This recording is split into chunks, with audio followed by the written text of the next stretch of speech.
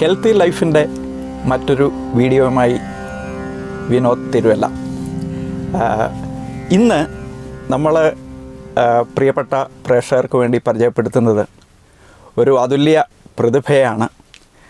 പ്രശസ്ത കർണാടക സംഗീത വിദ്വാൻ ശ്രീ തിരുവല്ല രാജീവ് കുമാറിനെയാണ് നമ്മുടെ ഹെൽത്തി ലൈഫ് എന്ന ചാനലിലൂടെ പരിചയപ്പെടുത്തുന്നത്.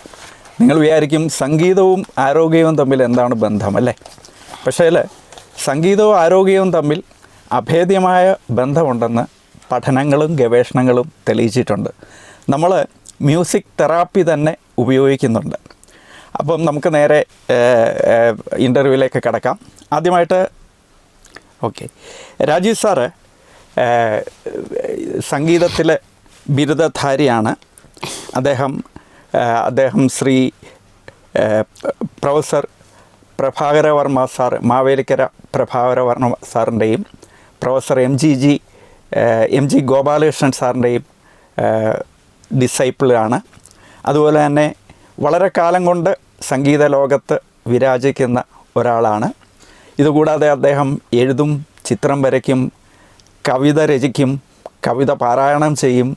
നിരവധി വേദികളിൽ അദ്ദേഹം തൻ്റെ കഴിവ് തെളിയിച്ചിട്ടുണ്ട്. കാമകോടി ആസ്ഥാനത്ത് നിന്നും ആസ്ഥാന വിദ്വാൻ എന്നുള്ള ഒരു പദവി അദ്ദേഹത്തിന് കിട്ടിയിട്ടുണ്ട്.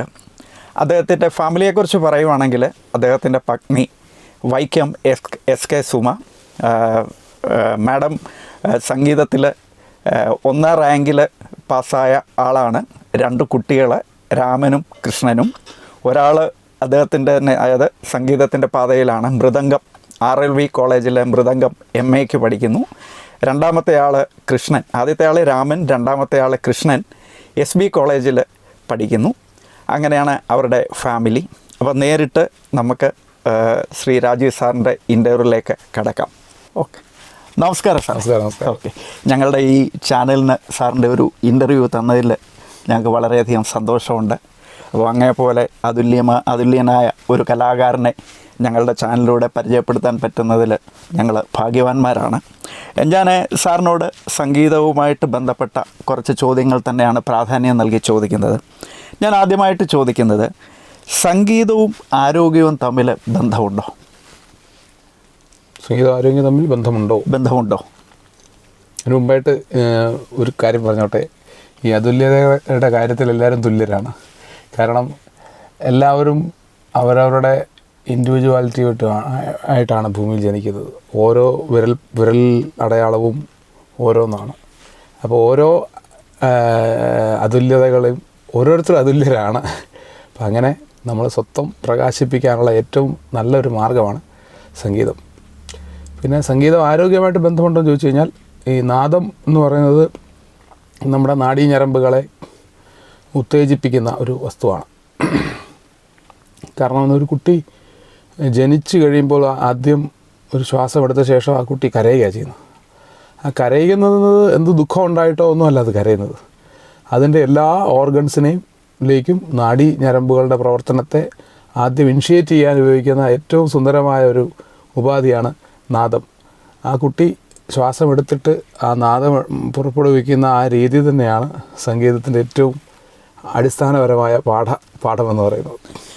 ഓക്കെ സാറേ, അടുത്തതായിട്ട് എനിക്ക് സാറിനോട് ചോദിക്കാനുള്ളത്, ഇന്ത്യൻ സംഗീതത്തെയും പാശ്ചാത്യ സംഗീതത്തെയും അങ്ങ് എങ്ങനെയാണ് കാണുന്നത്? ഇന്ത്യൻ സംഗീതത്തിൻ്റെ മുഖമുദ്ര എന്ന് പറയുന്നത് രാഗമാണ്. പാശ്ചാത്യ സംഗീതത്തിന് അതിൻ്റെ മുഖമുദ്ര ഹാർമണി. ശബ്ദങ്ങൾ തമ്മിൽ വിവിധ തരത്തിലുള്ള ഫ്രീക്വൻസികൾ തമ്മിലുള്ള ഹാർമോണിയസ് ആയിട്ടുള്ള ഒരു പ്രസൻറ്റേഷൻ, അതിൻ്റെ സങ്കലനമാണ് വെസ്റ്റേൺ മ്യൂസിക്. എങ്കിൽ അടുത്തടുത്ത ഫ്രീക്വൻസീസ് തമ്മിലുണ്ടാകുന്ന സഞ്ചാരത്തിൽ, അതായത് അത് തമ്മിലുള്ള ബ്രിഡ്ജിങ്ങിലുണ്ടാകുന്ന മാധുര്യമാണ്, മെലഡിയാണ് ഇന്ത്യൻ ക്ലാസിക്കൽ മ്യൂസിക്. എവിടെയൊക്കെ സരിഗമപദനീസ ഉണ്ടോ അതെല്ലാം ഇന്ത്യയാണ്. ഇപ്പോൾ അഫ്ഗാനിസ്ഥാൻ മുതൽ ഇന്തോനേഷ്യ വരെ വ്യാപിച്ചു കിടക്കുന്ന പ്രദേശങ്ങളിൽ, സൗത്ത് ഇന്ത്യയിലും എല്ലാം ഒരേ ടെർമിനോളജിയാണ് ഉപയോഗിക്കുന്നത്. സാരി ഗാമ പ ധനി. തൊട്ടടുത്ത് കിടക്കുന്ന ചൈനയിൽ ഇതല്ല, വേറെ ടെർമിനോളജിയാണ്. അപ്പോൾ ഈ ഭൂപ്രദേശത്തിൻ്റെ സംസ്കാരത്തെ നിർണ്ണയിക്കുന്നത് പോലും ഈ സംഗീതമാണ്. ഓക്കെ, അടുത്തതായിട്ട് ചോദിക്കാനുള്ളത് കർണാടക സംഗീതം ഇക്കാലത്ത് കൂടുതൽ ജനകീയമായിട്ടുണ്ടോ? തീർച്ചയായിട്ടും ഉണ്ട്. കർണാടക സംഗീതം ജനകീയമാക്കുന്നതിൽ യേശുദാസിന് നല്ല പങ്കുണ്ട്. അത് യേശുദാസൊക്കെ എന്ന് പറഞ്ഞാൽ കാലത്തിൻ്റെ സംഭാവനയാണ്. അപ്പോൾ ഫിലിം മ്യൂസിക്കിൽ അദ്ദേഹം രണ്ട് മേഖലയിൽ ഒരുപോലെ പ്രവർത്തിക്കുന്നുണ്ട്. അപ്പം ഫിലിം മ്യൂസിക്കിൽ അദ്ദേഹത്തിന് ഇത്രയും നല്ല വൈഡ് റേഞ്ചായിട്ടുള്ളൊരു പ്രതിഭ അദ്ദേഹം പ്രകടിപ്പിക്കുന്നത് ഈ കർണാടക സംഗീതത്തിൻ്റെ ടെർമിനോളജികൾ ടെക്നിക്സ് മനസ്സിലാക്കിയിട്ടുള്ളതുകൊണ്ടാണ്. അതേസമയം ജയചന്ദ്രനും അതുല്യനായൊരു പ്രതിഭയാണെങ്കിൽ പോലും യേശുദാസിൻ്റെ പോലെ എല്ലാ തരത്തിലുള്ള പാട്ടുകളും ജയചന്ദ്രന് മാത്രമായിട്ട് ഡിസൈൻ ചെയ്ത ചില പാട്ടുകൾ പ്രത്യേകമുണ്ട്. പക്ഷേ യേശുദാസ് അങ്ങനെയല്ല. ഏത് തരത്തിലുള്ള പാട്ടിനെയും ഹാൻഡിൽ ചെയ്യാനുള്ള ഒരു ടൂൾസ് ഈ കർണാടക സംഗീതം പഠിച്ചതിലൂടെ അദ്ദേഹത്തിന് കിട്ടിയിട്ടുണ്ട്. അപ്പോൾ ആധുനിക കാലഘട്ടത്തിൽ ജനങ്ങൾക്ക് അഭിനിവേശം കർണാടക സംഗീതത്തിനോട് ഉണ്ടാകാനുള്ള പ്രധാന കാരണം യേശുദാസിൻ്റെ വിജയം തന്നെ.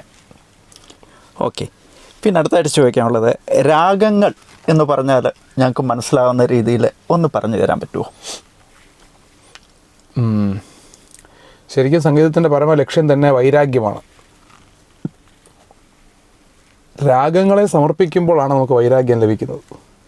അപ്പോൾ രാഗം എന്ന് പറയുന്നത് നമ്മുടെ ഹൃദയത്തിലുള്ള ഒരു വികാരമാണ് രാഗം. ലളിതമായി സൂചിപ്പിക്കുകയാണെങ്കിൽ ഒരു യന്ത്രമനുഷ്യൻ ഒരു റെയിൽവേ സ്റ്റേഷനിൽ അനൗൺസ് ചെയ്താൽ അതിനൊരു രാഗം ഉണ്ടാവില്ല. അത് വളരെ ലീനിയർ ആയിരിക്കും. തിരുവനന്തപുരത്തു നിന്നും എറണാകുളത്തേക്ക് പോകുന്ന വേണാട് എക്സ്പ്രസ് അല്പസമയത്തിനുള്ളിൽ എത്തുന്നതാണ്. അതേസമയം അനൗൺസ് ചെയ്യുന്ന ഒരാൾ തിരുവനന്തപുരത്തു നിന്നും എറണാകുളത്തേക്ക് പോകുന്ന ഒരു ചെറിയ മോഡുലേഷൻ. അതേസമയം തിരുവനന്തപുരത്തു നിന്നും എറണാകുളത്തേക്ക് ട്രെയിൻ പോകുന്നുണ്ട് എന്നൊരു ഭാഷ വരുമ്പോൾ കുറച്ചുകൂടെ മോഡുലേഷനായി. അപ്പം വികാരങ്ങളുടെ ഇപ്പം സംഗീതപരമായിട്ട് സ്വരശുദ്ധിയുമായിട്ട് നമ്മൾ പറയുകയാണെങ്കിൽ തിരുവനന്തപുരത്ത് നിന്നും എറണാകുളത്തേക്ക് പോകുന്ന വേണാട് എക്സ്പ്രസ് എന്ന് വേണേൽ നമുക്ക് എക്സ്പ്രസ് ചെയ്യാം. അപ്പോൾ കുറച്ച് മാക്സിമം ഒരു വികാരം ഉണ്ടായി. ഇപ്പോൾ ഭൈരവി രാഗത്തിൽ ഇത് വന്നപ്പോഴത്തേക്ക് ആ വികാരത്തിൻ്റെ പ്രകടനം ഏറ്റവും സംസ്കൃതമായ രീതിയിലേക്ക് സ്വരശുദ്ധിയായിട്ട് വന്നു കഴിഞ്ഞു. അപ്പം സൗണ്ടിൻ്റെ മോഡുലേഷനാണ് വികാരം. അതിൻ്റെ ഏറ്റവും സുന്ദരമായ പ്രസൻറ്റേഷനാണ് ഇന്ത്യൻ മെലഡീസിലുള്ള രാഗഭാവത്തോടു കൂടിയുള്ള എക്സ്പ്രഷൻസ്. അതുപോലെ സാറേ, പല കച്ചേരികളും ഒക്കെ കേൾക്കാൻ പല ആൾക്കാരുടെയും പല പ്രശസ്തമായ സംഗീതജ്ഞരുടെ കച്ചേരികളും അതുപോലെ തന്നെ ഉപകരണ സംഗീതങ്ങളും ഒക്കെ കേൾക്കാൻ ഭാഗ്യം ലഭിച്ച ഒരാളാണ് ഞാൻ. അപ്പോൾ എനിക്ക് തോന്നുന്നത് ഒരേ കീർത്തനം തന്നെ ഒരേ ആൾ പല സമയത്ത്, അതായത് ഒരു ഡിഫറെൻറ്റ് കൺസേർട്ടിൽ വരികയാണെങ്കിൽ അത് വ്യത്യസ്തമായിരിക്കും. അതായത് നമ്മുടെ ഒരു ആസ്വാദന എന്താ പറയുക, നമുക്ക് വളരെ വ്യത്യസ്തമായിട്ട് ആസ്വദിക്കാനായിട്ട് പറ്റുന്നുണ്ട്. അതുകൊണ്ട് തന്നെ എനിക്ക് അങ്ങയോട് ചോദിക്കാനുള്ളത് മനോധർമ്മം എന്ന വാക്ക് എന്താണ്? ഞങ്ങൾ കേൾക്കാറുണ്ട് മനോധർമ്മം. മനോധർമ്മം എന്ന് പറഞ്ഞാൽ അതിനകത്ത് കിടക്കുന്ന വാക്കുകൾ, രണ്ട് വാക്കുകളുടെ ഒരു സങ്കലനമാണ് മനോധർമ്മം. മനോധർമ്മം എന്ന് കേൾക്കുമ്പോൾ നമുക്ക് തോന്നാം സ്വാതന്ത്ര്യം, ഫ്രീഡം, ലിബർട്ടി എന്ന് തോന്നിക്കാം. പക്ഷേ വേറൊരു കാര്യം കൂടെ ഉണ്ട്. ഒരു ധർമ്മം അതിനകത്ത് കിടപ്പുണ്ട്, അതിനകത്തൊരു ഡിസിപ്ലിനും കിടപ്പുണ്ട്. അപ്പോൾ ഏറ്റവും ഒരു ഡിസിപ്ലിനും സ്വാതന്ത്ര്യവും ഒരേ നാണയത്തിൻ്റെ രണ്ട് വശങ്ങളാണ്. ശരിയായ ഡിസിപ്ലിൻ ഇല്ലാതെ നമുക്ക് ശരിയായ സ്വാതന്ത്ര്യം കിട്ടത്തില്ല. അപ്പം മനോധർമ്മ സംഗീതം എന്ന് പറഞ്ഞാൽ വളരെ ഡിസിപ്ലിൻഡായിട്ട് ഒരു കിട്ടിയ പാട്ടിനെ നമ്മുടെ മനോധർമ്മത്തിനനുസരിച്ച് പ്രകടിപ്പിക്കുന്ന ഒരു പ്രത്യേക സാമ്പ്രദായികമായ രീതിയിൽ മനോധർമ്മം, തൻ്റെ സ്വാതന്ത്ര്യം, തൻ്റെ ഐഡൻറ്റിറ്റി പ്രകടിപ്പിക്കാൻ സംഗീതത്തിലൂടെ സാധിക്കുന്നുണ്ട്. അത് ഓരോ സ്റ്റേജിലും അവിടെ നിൽക്കുന്ന സ്റ്റേജിൻ്റെയും വേദിയുടെയും സദസ്യരുടെയും ശ്രോതാക്കളുടെയും നമ്മുടെ മൂഡിൻ്റെയും സമയത്തിൻ്റെയും ഒക്കെ ആശ്രയിച്ചാണ് ആ ഒരു ഔട്ട് പോർ ഉണ്ടാകുന്നത്. അപ്പോൾ ഇന്നിവിടെ നടത്തുന്ന കച്ചേരി അതേ രാഗം മറ്റൊരു സ്ഥലത്ത് പാടുമ്പോൾ അവിടെ കിട്ടുന്നത് വേറൊരു മൂഡിലായിരിക്കും നമുക്ക് പ്രകടിപ്പിക്കുന്നത്. പക്ഷേ രാഗത്തിൻ്റെ ഘടന ആ ഡിസിപ്ലിനിലായിരിക്കണം. പക്ഷേ രാഗത്തിൻ്റെ എക്സ്പ്രഷൻസ് ആ സാഹചര്യത്തിനനുസരിച്ച് മനോധർമ്മം അനുസരിച്ച് മാറിക്കൊണ്ട് വരും. അതുകൊണ്ട് തന്നെ ഒരു കുമള ഉണ്ടായി ഇല്ലാതാവുന്നത് പോലെ ഇന്ത്യൻ സംഗീതത്തിന് ഒരു നിശ്ചിതമായ കൽപ്പിതമായിട്ടുള്ളതിനേക്കാളും കൽപ്പനകൾക്കാണ് കൂടുതൽ പ്രാധാന്യം. സാറ് ഇത് വിശദീകരിച്ചപ്പോൾ എനിക്കിത് നന്നായിട്ട് റിലേറ്റ് ചെയ്യാൻ പറ്റുന്നുണ്ട്. കാരണം ഞാൻ RCM എന്ന് പറയുന്ന ഒരു മനോഹരമായ ബിസിനസ്സിലാണ്. അപ്പം നമുക്ക് കുറേയധികം ട്രെയിനിങ്ങുകളും കാര്യങ്ങളും ഒക്കെ കിട്ടുന്നുണ്ട്. അപ്പം നമ്മളോട് പറയുന്നത് ഒരു സിസ്റ്റമുണ്ട് ഈ ബിസിനസ് ഡെവലപ്പ് ചെയ്യാനായിട്ട്. അപ്പോൾ ആ സിസ്റ്റത്തിൽ നിന്ന് നമ്മൾ അപ്പുറം കടക്കാൻ പാടില്ല. പക്ഷേ ആ സിസ്റ്റത്തിനുള്ളിൽ നിന്നുകൊണ്ട് സാറിൻ്റെ വാക്ക് കടമെടുത്താൽ നമ്മുടെ മനോധർമ്മം പ്രയോഗിച്ച് നമുക്ക് ബിസിനസ് ഡെവലപ്പ് ചെയ്യാനായിട്ട് പറ്റും. നമ്മുടെ തന്നെ സ്കില്ലുകൾ ഉപയോഗിച്ച് ഡെവലപ്പ് ചെയ്യാൻ പറ്റും. അതാണ് കോമ്പറ്റീറ്റീവ്നെസ് എന്ന് അവിടെ പ്രകടമാകുന്നത്. ഓക്കെ. അടുത്തതായിട്ട് ഇങ്ങനെ മനോധർമ്മത്തെക്കുറിച്ച് പറയുമ്പോൾ ഞാൻ വേറൊരു കാര്യം എനിക്ക് ചോദിക്കാനുള്ളത്, നമുക്ക് ചില രാഗങ്ങൾ കേൾക്കുമ്പോൾ നമുക്കുണ്ടാകുന്ന ആ ഒരു ഫീലിംഗ് അല്ലെങ്കിൽ ഒരു എന്താ പറയുക, നമ്മുടെ ഒരു മാനസിക വികാരം എന്ന് പറയുന്നത് വ്യത്യസ്തമായിരിക്കും. അത് വ്യക്തിഗതമാണ്. ഒരേ രാഗം തന്നെ പലര് കേട്ടാൽ പല ഫീലിങ്സ് ആയിരിക്കും അവിടെ ഉണ്ടാകുന്നത്. എൻ്റെ ഒരു കാര്യം പറയുകയാണെങ്കിൽ, ഉദാഹരണം നാട്ട എന്ന് പറയുന്ന ഒരു രാഗം കേൾക്കുമ്പോൾ എനിക്കൊരു ഉത്സവ പ്രതീതിയാണ് തോന്നുന്നത്. അതേസമയം ദുഃഖം തോന്നുന്ന രാഗങ്ങളും ഉണ്ട്.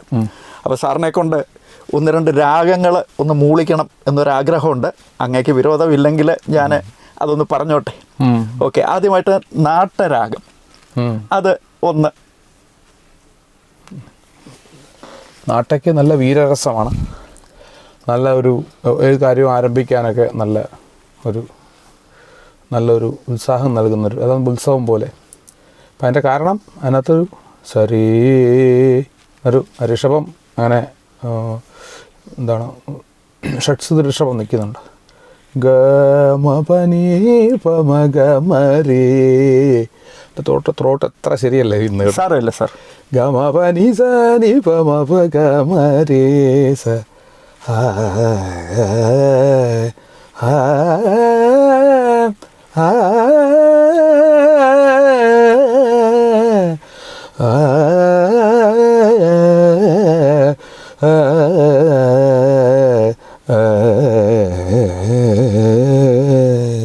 ഇതാണ് നാട്ട. ഓക്കെ, മഹാഗണപതി നാട്ടരാഗമാണെന്ന് ഞാൻ മനസ്സിലാക്കുന്നു. ഗോപാങ്കനെ ആത്മാവിലെ സ്വരമുരളിയിൽ ഒഴുകും. ഓക്കെ, അടുത്തതായിട്ട് ദുജാവന്തി എന്ന് പറയുന്ന ഒരു രാഗം.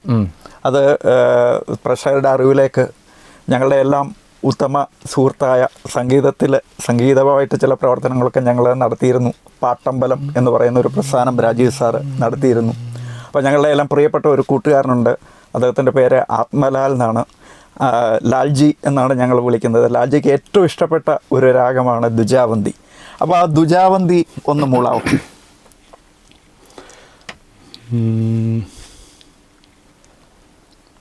ഒന്ന് പോസ് ചെയ്യാൻ പറ്റുമോ?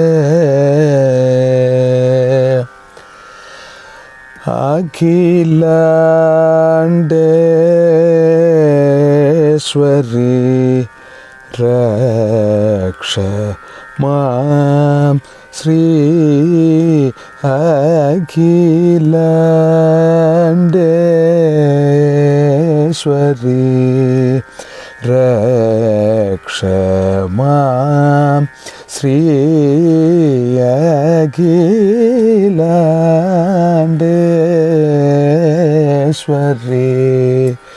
രക്ഷ മാം ശ്രീ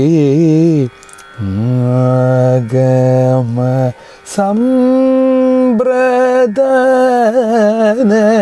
നിപുണേ ശ്രീ അഖിലാണ്ടേശ്വരി രക്ഷ മാം.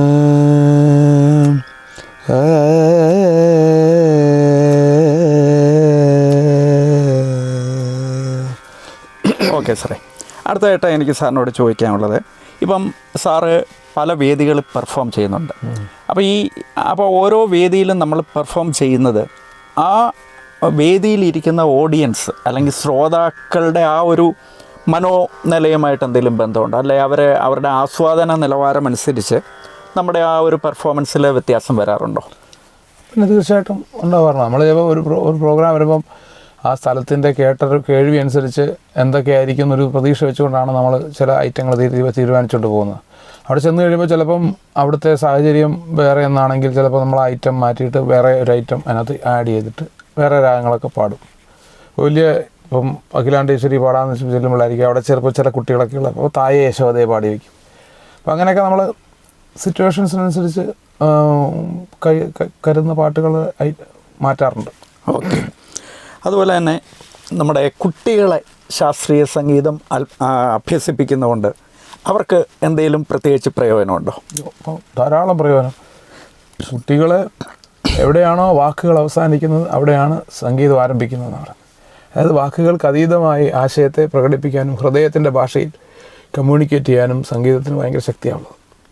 അപ്പോൾ അതുകൊണ്ട് കുട്ടികളെ ഹൃദയാലുക്കളാക്കാൻ ഏറ്റവും നല്ല ഒരു ഉപാധി സംഗീതമാണ്. അതുപോലെ സാറേ, ഈ താളബോധം, അതായത് നമ്മുടെ ഇതില്ലേ നമ്മൾ താളം പിടിക്കുന്നതൊക്കെ അവരുടെ കോൺസെൻട്രേഷനൊക്കെ വർദ്ധിപ്പിക്കാൻ നല്ലതാണെന്ന് ഞാൻ കേട്ടിട്ടുണ്ട്.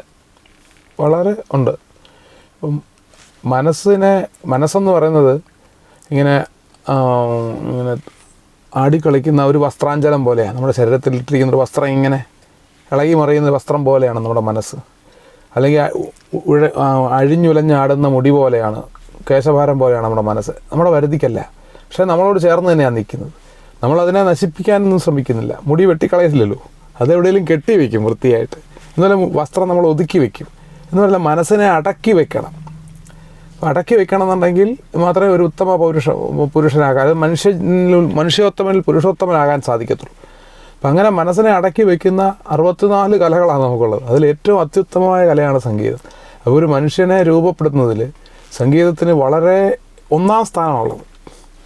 ഓക്കെ. അതുപോലെ തന്നെ നമ്മുടെ ഭാരതത്തിൻ്റെ സമ്പന്നമായ സാംസ്കാരിക പൈതൃകത്തെക്കുറിച്ചുള്ള അഭിപ്രായം എന്ത്? ഞാനിത് ചോദിക്കാനൊരു പ്രത്യേക കാരണം എന്ന് പറഞ്ഞാൽ, ഇപ്പം പാശ്ചാത്യ സംഗീതം തന്നെ എടുത്താൽ സാറ് പറഞ്ഞല്ലോ സിംഫണിയാണ് അവിടെ പ്രാധാന്യം എന്ന് പറഞ്ഞല്ലോ. അവിടെ ഒരു കൊയറൊക്കെ കണ്ടക്ട് ചെയ്യുമ്പോൾ ഒരു കണ്ടക്ടർ ഉണ്ടാവും. അപ്പോൾ അദ്ദേഹത്തിൻ്റെ നിർദ്ദേശപ്രകാരമാണ് ആ സംഗീതം നടക്കുന്നത്. പക്ഷേ നമ്മുടെ ഇവിടോട്ട് നോക്കിയാൽ ഇപ്പം ഒരു തായമ്പക, അപ്പോൾ ശരിക്കും ആ മുന്നിൽ നിൽക്കുന്ന അല്ലെങ്കിൽ ആശാൻ എന്ന് പറയുന്ന ആളിൻ്റെ ആ ഒരു അദ്ദേഹം എന്താ പറയുക, കുറേ മീറ്ററുകളോളം ദൂരം നിൽക്കുന്ന ആളിനെ വരെ അദ്ദേഹത്തിൻ്റെ ആ ഒരു മനസ്സുകൊണ്ട് നിയന്ത്രിക്കുന്ന ഒരു അനുഭൂതിയാണ് നമ്മൾക്കുണ്ടാകുന്നത്. അതായത് ഒരേ താളത്തിൽ അത് വന്ന് വീഴുകയും അതുപോലെ ഇതിൻ്റെ പെരുക്കം ഒക്കെ വരുമ്പോഴത്തേക്കിനും ഒരേപോലെ തന്നെ അതിൻ്റെ മാറ്റം വരുന്നതുമൊക്കെ നമുക്ക് വളരെ കൗതുകകരമായിട്ട് നമുക്ക് തോന്നാറുണ്ട്. പഞ്ചാരിമേളം അങ്ങനെയൊക്കെ. അപ്പോൾ അതിനെക്കുറിച്ച് സാറിൻ്റെ അഭിപ്രായം എന്താണ്? ഭാരതത്തിൻ്റെ സാംസ്കാരിക പൈതൃകം എന്നിപ്പോൾ വ്യക്തമാണല്ലോ. നമ്മളെ കുംഭമേള എന്ന് പറയുന്ന മഹാസംഭവം നടക്കുകയാണ്, അത്ഭുതകരമായ സംഭവം. 45 കോടി ജനങ്ങൾ ഒരു മാസം കൊണ്ട് ഒരു സ്ഥലത്ത് അസംബിൾ ചെയ്യുന്നതെന്ന് പറഞ്ഞാൽ ഒരു യൂറോപ്പിൻ്റെ അത്രയും ജനസംഖ്യ അവിടെ വന്നുകൂടുകയാണ്. അപ്പോൾ ഭാരതീയ സംസ്കാരം അതുല്യമാണ്, അനാദിയാണ്, സനാതനമാണ്. അപ്പം അതിൻ്റെ ഓരോരോ സാംസ്കാരിക, നമ്മളിവിടെ വിളക്ക് കത്തിച്ചൊരു ചന്ദനത്തിരി കത്തിക്കുന്നത് പോലും ആ സംസ്കാരത്തിൻ്റെ ഒരു ചെറിയ ഘടകമാണ്. നമ്മുടെ വാക്കുകളും ഭാഷയും നമ്മൾ കേൾക്കുന്ന സംഗീതവും നമ്മുടെ നൃത്തവും ആട്ടവും എല്ലാം ആ സംസ്കാരത്തിൻ്റെ ഭാഗമാണ്. നമ്മുടെ പക്ഷികളും നമ്മുടെ വന സമ്പത്തും എല്ലാം ആ സംസ്കാരത്തിൻ്റെ ഭാഗമാണ്. നമ്മുടെ ആകാശവും സൂര്യനും സൂര്യോദയങ്ങളും എല്ലാം കന്യാകുമാരി മുതൽ ഹിമാലയം വരെയുള്ള ഈ ഭൂപ്രദേശം ഈ ഭാരത സംസ്കാരത്തിൻ്റെ ഈറ്റില്ലമാണ്. അത് നമ്മുടെ ഓരോ കുടുംബത്തിൽ നമ്മുടെ മുത്തച്ഛി കഥകളും രാമായണവും എല്ലാം ഈ സംസ്കാരത്തിൽ നിന്നുണ്ടായത്. അതിപ്പോൾ ഇവിടെ ഏത് മതസ്ഥർ ഏത് ധർമ്മം അനുഷ്ഠിക്കുന്നവർ ജീവിക്കുന്നവരാണെങ്കിൽ പോലും ഈ സംസ്കാരത്തിന് വിധേയമായിട്ട് ജീവിക്കുകയാണ്. അവർക്ക് ജീവിക്കുന്നതുകൊണ്ടാണ് അവർക്കെല്ലാം സമാധാനവും സന്തോഷവും സുഖവും ഈ നാട്ടിൽ ഉണ്ടാകുന്നത്. ഓക്കെ സാറേ. അതുപോലെ തന്നെ പണ്ട് കാലത്ത് ശാസ്ത്രീയ സംഗീതം നമ്മുടെ മലയാള സിനിമാ രംഗത്ത് ധാരാളമായിട്ട് ഉപയോഗിച്ചിരുന്നു. അത്തരം ഗാനങ്ങൾ ഇന്നും നിലനിൽക്കുന്നുണ്ട്. അതായത് 10, 40, 50 വർഷങ്ങൾക്ക് ശേഷവും ഇപ്പോഴും നമ്മളുടെയൊക്കെ മനസ്സിൽ ആ പാട്ടുകൾ ഉണ്ട്. ഇപ്പോഴത്തെ യുവതലമുറ അത് തന്നെ റീമേക്ക് ചെയ്യുന്നുണ്ട്, അല്ലേ, കവർ ഒക്കെ ഇറക്കുന്നുണ്ട്. പക്ഷേ അടുത്ത കാലത്തായിട്ട് അതിൽ നിന്നൊക്കെ മാറി ഇപ്പോൾ സംഗീതം അറിയാത്ത ആളിന് പോലും സംവിധാനം ചെയ്യാവുന്ന ഒരു രീതിയും കാര്യങ്ങളുമൊക്കെ വന്നു. പിന്നെ AI ടെക്നോളജി വന്നു. പക്ഷേ അങ്ങനെ വരുന്ന പാട്ടുകൾ ഒരു ട്രെൻഡ് ഉണ്ടാക്കിയ ശേഷം അപ്രത്യക്ഷമാകുന്നതാണ് നമ്മൾ കാണുന്നത്. ഇതിനെക്കുറിച്ച് സാറിൻ്റെ അഭിപ്രായം എന്താണ്? ഒന്ന്, നമ്മുടെ കേൾവി സംസ്കാരം പാടെ തകിടം മറിഞ്ഞു. പണ്ട് റേഡിയോയിലൂടെ ഒക്കെ കേൾക്കുന്ന ശീലം ഉണ്ടായിരുന്നു, ഇപ്പോൾ അത് ഇല്ല. പിന്നെ ആ കേട്ട് മനസ്സിൽ പതിഞ്ഞിട്ടുള്ള പാട്ടുകൾ കേൾക്കുമ്പോൾ വീണ്ടും വീണ്ടും ആനന്ദിക്കാൻ സാധിക്കും. അപ്പം ഇന്ന് ഇപ്പം നല്ല ഉണ്ടായാൽ പോലും ഇന്ന് പുതിയ പാട്ടുകൾ, പുതിയ തലമുറയിലുണ്ടായ നല്ല പാട്ടുകൾക്ക് പോലും ജനമനസ്സിൽ ഇടം കിട്ടുന്നില്ല.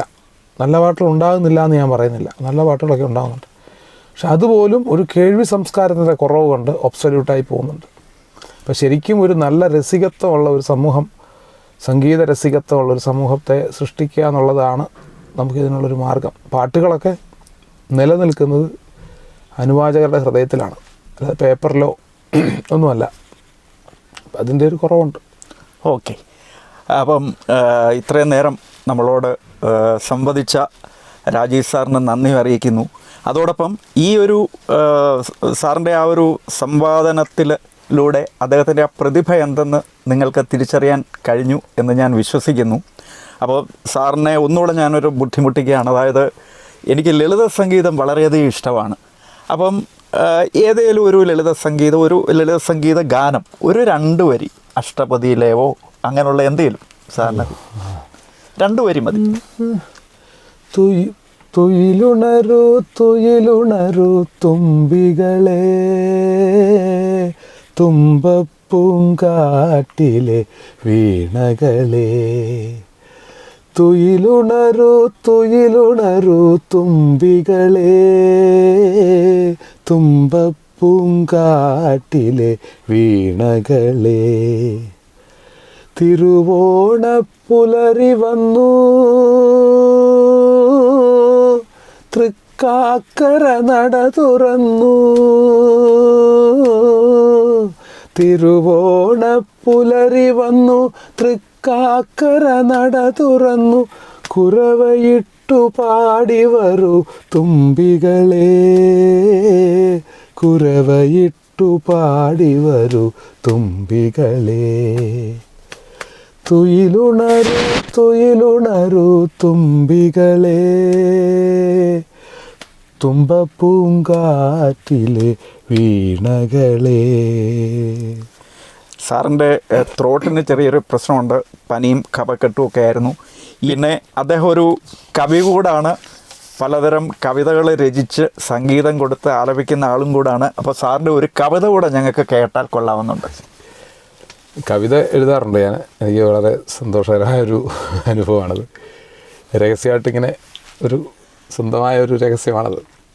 പിന്നെ ഈയിടെ ഒരു ഗാന്ധിജിയെ പറ്റിയൊരു പാട്ട് എഴുതി, അത് നന്നായിട്ടൊരു ഹേ മഹാത്മാ ദീനബന്ധു ജ്ഞാനസാരമഹാമതേ, ശാന്തി മന്ത്രം അഹിംസയാക്കിയ രാഷ്ട്രതാത നമോസ്തുതേ.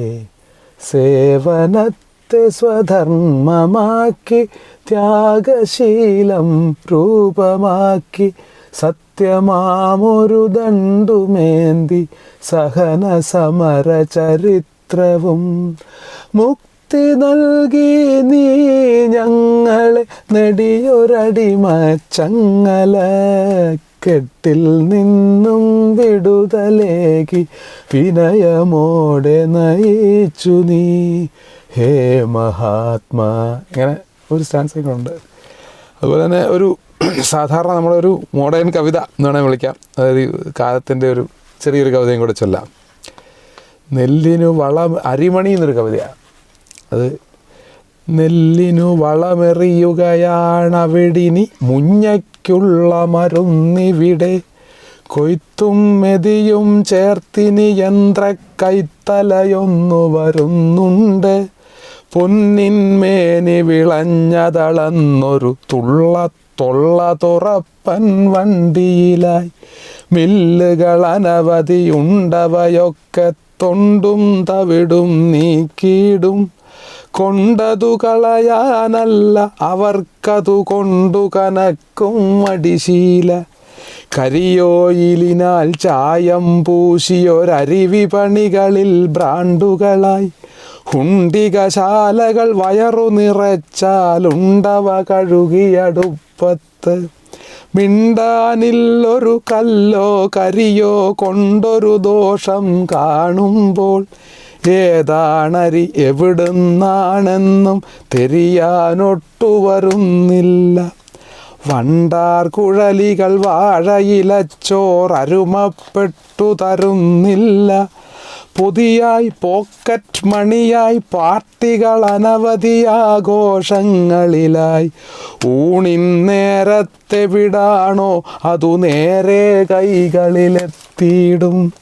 അരിമണിയോളം ഗുളിക കഴിക്കാതരിയൊരു തരിയും പാടില്ല. ധമനികളിൽ കൂടൊഴുകും മധുരം കഞ്ഞിക്കാടി കലർന്നത്രേ.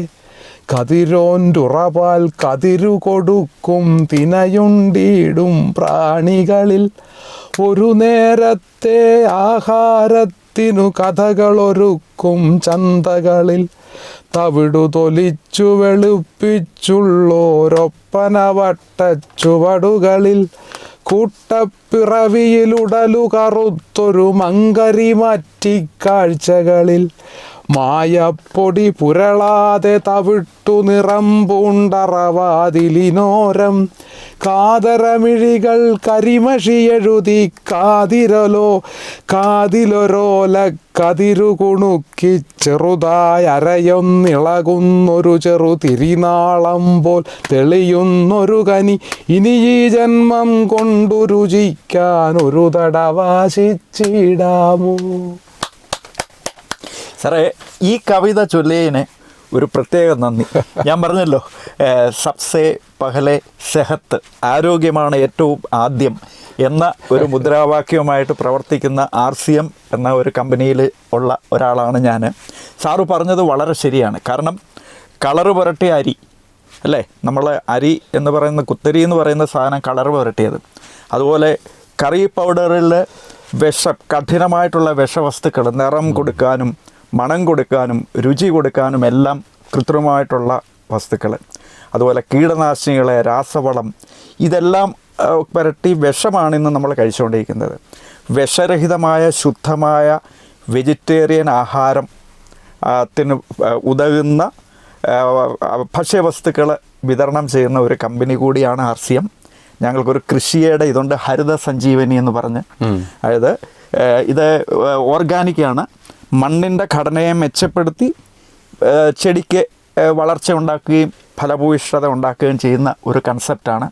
അതുപോലെ ഞങ്ങളുടെ ആരാധ്യനായ founder TC Chapra, second Gandhi എന്നാണ് അറിയപ്പെടുന്നത്. അദ്ദേഹം ഒരു വളരെയധികം ഒരു പ്രകൃതി സ്നേഹിയാണ്. സാറിനെ പോലെ തന്നെ ഒരു കവിയാണ്. അദ്ദേഹത്തിൻ്റെ ധാരാളം ഹിന്ദി കവിതകൾ ഉണ്ട്. അദ്ദേഹം എഴുത്തുകാരനാണ്. അദ്ദേഹത്തിൻ്റെ പ്രസ്ഥാനത്തിൻ്റെ ഹെഡ് ഓഫീസ് എന്ന് പറയുന്ന ബിൽവാര രാജസ്ഥാനിലാണ്. ഏക്കറുകളോളം വ്യാപിച്ച് കിടക്കുന്ന നിർമ്മാണ സംവിധാനങ്ങളൊക്കെ ഉണ്ട്. രാജസ്ഥാനിൽ ആരെങ്കിലും മരം മുറിക്കുന്നു എന്ന് കേട്ടാൽ അദ്ദേഹം കമ്പനിയിൽ നിന്ന് ആൾക്കാരെ വിട്ടിട്ട് പറയും, നിങ്ങൾ മുറിക്കണ്ട, ഞങ്ങളത് മാറ്റിക്കോളാമെന്ന് പറയും. വേരോടെ പൊക്കിയെടുത്ത് അദ്ദേഹത്തിൻ്റെ ഫാക്ടറിയിൽ ആ കോമ്പൗണ്ടിൽ കൊണ്ട് നടും. അതൊരു ചെറിയൊരു വനമാണ്. നമ്മൾ ആ ഫാക്ടറിയിലൂടെ ആർക്കും അവിടെ പോകാം. RCMൽ ജോയിൻ ചെയ്ത ആർക്കും അവിടെ പോകാം. ട്രാൻസ്പെറൻ്റ് ആണ്. അതിൻ്റെ മാനുഫാക്ചറിങ് ഫെസിലിറ്റിയൊക്കെ നമുക്ക് കാണാം. ഒരു വലിയ വനത്തിൽ കൂടെ പോകുന്ന ഒരു പ്രതീതിയാണ് നമുക്ക്. അതായത് 80 വയസ്സിന് മേളിൽ പ്രായമുണ്ട് അദ്ദേഹത്തിന്. ഇതൊക്കെ അറിയുമ്പോൾ നമ്മൾ കൂടുതൽ ആ ഒരു പ്രസ്ഥാനത്തോട് അടുത്ത് നിൽക്കുകയാണ്. ഏതായാലും സാറാ കവിത ചൊല്ലിയതിന് ഒരു പ്രത്യേക നന്ദി പ്രകാശിപ്പിച്ചുകൊണ്ട് നിർത്തുന്നു. നമസ്കാരം. വളരെ നന്ദി. ഇതുപോലെ സാമൂഹ്യ പ്രതിബദ്ധതയുള്ള കമ്പനികളാണ് നമുക്ക് ഇനിയുള്ള പ്രതീക്ഷ. നമസ്തേ.